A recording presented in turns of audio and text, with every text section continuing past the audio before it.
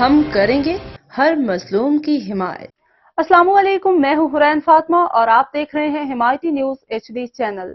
نظر ڈالتے ہیں آج کی اہم خبروں پر۔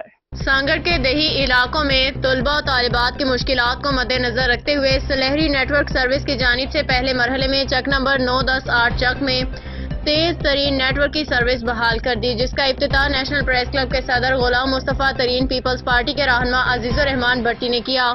اس موقع پہ اشفاق سلیہری، محمد علی شر، غلام قادر کہری، محمد حسن بلیدی، آصف محمود، احسن سلیہری، دیگر معززین بھی موجود تھے۔ غلام مصطفیٰ ترین کا کہنا تھا کہ آج کے جدید ترین دور میں تیز ترین نیٹ کی سروس نوجوان نسل خاص جو بچے زیر تعلیم ہیں ان کو فراہم کرنا انتہائی ضروری تھا، جس کو سلیہری نیٹ ورک نے پورا کیا۔